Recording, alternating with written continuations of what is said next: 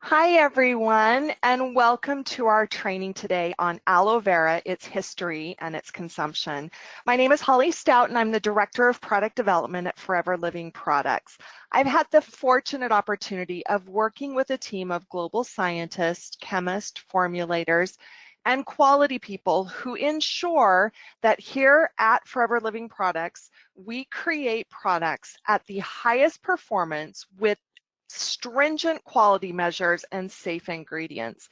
And I'm so proud to be a part of the team that has been actively involved in helping to create a lot of the new products that we are seeing pop up today in the portfolio of the Forever Living categories of products. And as you know, our aloe vera gel is our flagship product, and it is the product that really sets us apart from any other company. We've been doing this for 40 years. We are the largest grower of aloe vera in the world. And I think we know aloe vera better than anybody. We've been applying it topically and using it we've been ingesting it and have found ways to really capture this beautiful plant and make it work within the body and the skin the way the body and the skin needs it to work. But first, I'm going to take you on a historical journey. We're going to go back and look at the relevance of aloe throughout really all generations of time. So today we're going to first start with the history of aloe vera, and I'm going to tell you some really great information about how aloe was used in many, many generations before. So aloe is one of the oldest plants mentioned in ancient records. Now, it's been mentioned up to 6,000 years ago, but we have documentation that it has been listed as a medicinal source for over 4,000 years. It's been found on papyrus and hieroglyphics and has been mentioned throughout so many phases of history and has testimonials from rulers, kings, queens, philosophers, spiritual leaders, and even down to practitioners. So aloe vera has been an amazing component used for centuries and centuries for all of its fantastic benefits.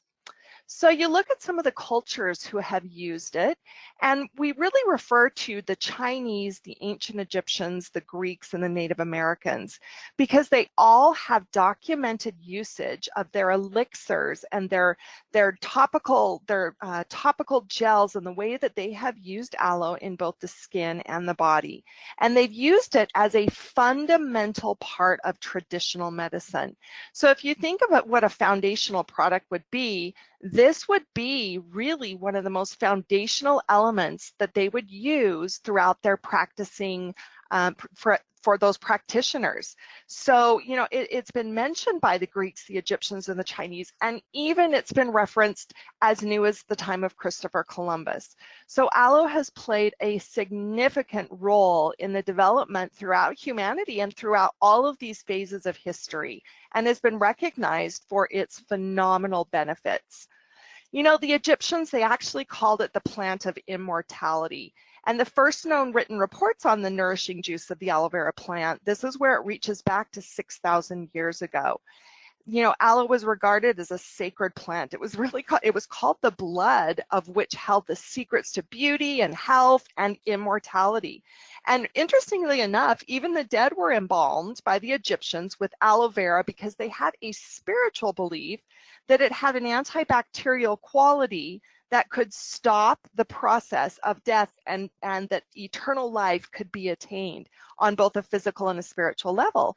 So they really believed that this was a fundamental plant, an important plant, to the point where in a respectful manner they used it to bury their loved ones. And so it was called the plant of immortality. You know, you go back to times of queens and princesses, and Cleopatra and Nefertiti also used aloe in their daily skin treatments. They believed, again, it was a source of beauty And it was regarded as, the usage of it, they regarded it as a pursuit of physical beauty. So they recognized the benefits. And I would assume that Cleopatra and Nefertiti weren't just using it because of all of its known benefits. I would dare venture to say they used it because they found that it worked, and it worked in an amazing way. So if they used it as a pursuit of physical beauty, it wasn't simply because it was passed on through legend and rumor. It was because when they tried it, aloe worked and provided benefits that they could not find through other sorts of herbs, botanicals, and floral extracts. The history of aloe vera is actually traced back to the Silk Road trading routes. The Silk Route actually extended over 4,000 miles, and it opened up the ability to develop and expand the civilizations of China, the Indian subcontinent, Persia, Europe, and Arabia, and it really helped to open a long distance interaction between these civilizations. And it was called the Silk Road simply because silk was the primary traded product, but the Chinese also exported or sold just simple things like teas and salts and sugar and spices and even aloe. But mostly it was expensive luxury goods, and aloe was considered one of these expensive luxury goods that they imported or bought. And they made these trips simply because the merchants, that was a long way to travel, and they made those journeys count, and they traded only the most valuable elements that they could take back and then use and sell in their civilizations. So aloe's been considered a very, very valuable and a tradable commodity. In Japan, aloe was known as the royal plant, and the juice was consumed as an elixir. It was so revered and so precious that it was consumed as an elixir. If you think of what an elixir is, it's something that's so special and is made with so much care and has such an amazing benefit. They turn it into this royal plant into an elixir. And the samurai even used it as a liquid for rubbing on the body to relieve pain from sprains and strains. The samurai extremely active in their actions, and obviously they got bumps and bruises, and they used aloe, this royal plant, to help relieve those areas of their bodies that took a beating. We even go back as far as to King Solomon in the Old Testament in the Bible, where aloe is mentioned. So in Psalms 45:8, it says, "All thy garments smell of myrrh and aloes and cassia out of the ivory palaces whereby they have made thee glad." So you can see the references to aloe throughout the history of time has really revered this plant as royal, as immortal, as a physical pursuit of beauty, and has really been just one of those plants of all the plants in the world that has been mentioned and seen for up to 6,000 years. So you got to imagine that all of those generations and all of those civilizations, they were onto something. They knew something, and you know what? They were absolutely right. And at Forever Living Products, we knew that aloe was an amazing product and sought to find a way to really help people all over the world look better and feel better. So when you look at the aloe vera by itself, let's talk about the plant. It's one of the most studied herbs in the natural products category. Now I want you to think about that. If you were just to look outside your window and look at all of the trees and the plants and the shrubs and the herbs and the flowers and the vegetables and the fruits, and you think of all of those species, and then you think of what we actually study from a scientific level, that's really important to know that aloe is one of the most studied herbs in the natural products category. Again, it's because they know of those valuable benefits, and of course they're studying to find out more and more every day. An adult aloe vera plant reaches maturity at 3 to 4 years, and they can reach a height of 30 inches with leaves up to 30 inches. So they grow, and they're actually a beautiful plant when you see them up close and personal. Now, there's one thing also really important to note, that there are over 400 species of aloe. 400! But we're not going to just talk about those 400 species. We're going to talk about the aloe vera that we use today. because aloe vera contains over 200 biologically active constituents, and the primary beneficial compounds are polysaccharides. So aloe polysaccharides actually provide benefits both orally and topically. And acemannan, which is a polysaccharide, is unique to aloe plants. And acemannan is the component that sets aloe vera apart from the 400 species of aloe. Now, I want you to just think about that for a minute. We talk about aloe and we say aloe and we know there are 400 species, but when we say aloe vera, that is the species that sets itself apart from all of the other aloe species, and aloe vera is the one that has those high concentrations of acemannan and has polysaccharides. So, you know, polysaccharides are really essential for today's overall health. The body uses them in such amazing ways. And, you know, with our aloe drink, you can actually tap into those polysaccharides with this wonderful rich aloe gel. So let's talk about the benefits and the science of ingesting aloe, because really at the end of the day, we had people throughout civilizations who applied it topically for all different uses, but we also have a wonderful forever aloe vera gel. So let's talk about the science of ingesting aloe and what that actually looks like. So we know that it helps to promote healthy digestion and really helps to soothe the gut. You know, today you're hearing more and more about the microbiomes in the body, and these are individually unique to you. You who is listening, you as a single person have an individual unique microbiome, and that's simply, it's like a colony, and it's a colonization of all the functions in that area that work together. And we know that the gut is one of those microbiomes that really needs help in remaining balanced. Because when the gut is balanced, a lot of the functions that stem from the gut simply help your body to not only look better and feel better, but to really perform better and to be at its optimal health. So aloe is really an important part to that healthy digestion and soothing of the gut. It also contains a prebiotic benefit that helps to support the growth of good bacteria. And when we talk about good bacteria, your body actually contains up to 3 pounds of bacteria in general. It's both good and bad bacteria. And of course, we want more of the good bacteria. And prebiotics actually help to feed those probiotics that really help grow and support good bacteria. So just like everything's a living organism in your microbiome, and your gut is this living environment that's unique to you, those good bacteria, they need food. And aloe has this prebiotic benefit that is the food that helps those good bacteria thrive.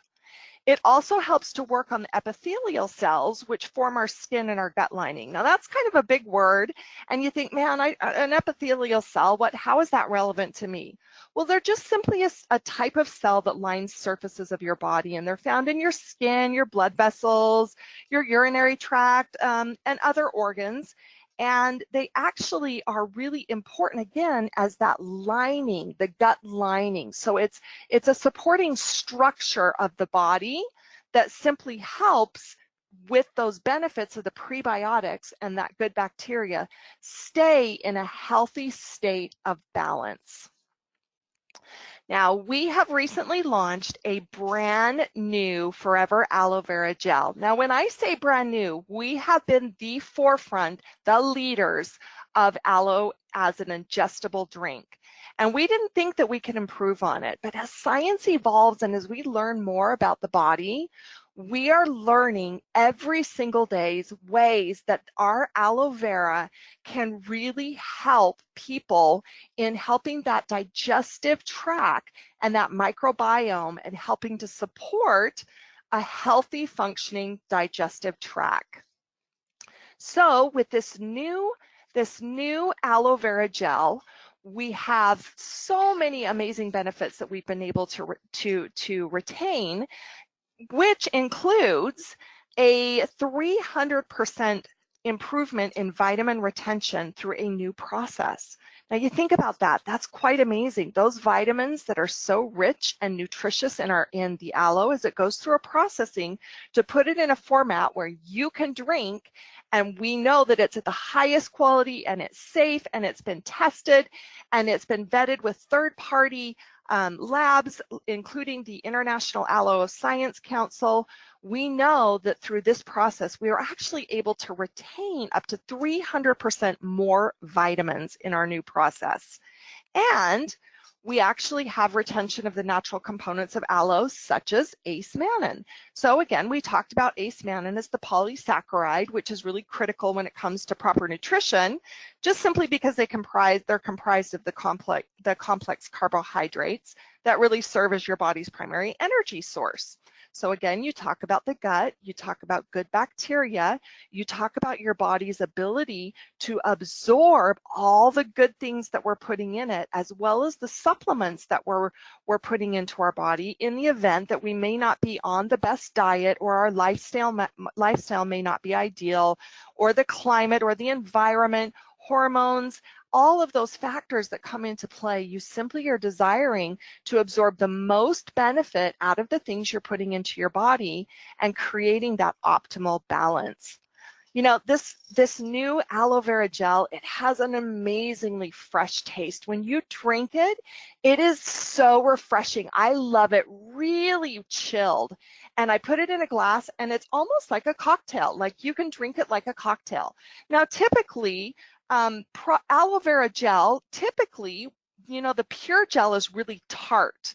And so when you put it in your mouth, you might describe it as being tart or a little bitter. And that's a good thing, because what you're tasting is nature. You're tasting the inner leaf of an aloe vera leaf. So we hand fillet that inner leaf, and you're actually tasting all of the goodness from that.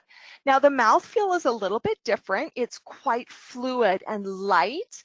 Now, I can assure you, all of the polysaccharides, all of the ace-mannan, all of those vitamins are still in there. They're just at a consistency that allows us to create that fresher taste and to have a product that contains no preservatives. And throughout this entire process, we even found a way to add an even higher concentration of aloe. So again, designed to help with that digestion, for a primary energy source, to help your body sustain itself, and really as a way to help you look better and feel better. Our aloe vera gel really is a development through centuries of history. We know it better than anybody, and from plant to product to you, we have provided in a delicious, refreshing juice that has a tremendous opportunity for you to really feel good and to bring your body into balance. I hope this information has been helpful for you, and I sincerely wish you a wonderful experience as you're enjoying your aloe vera gel.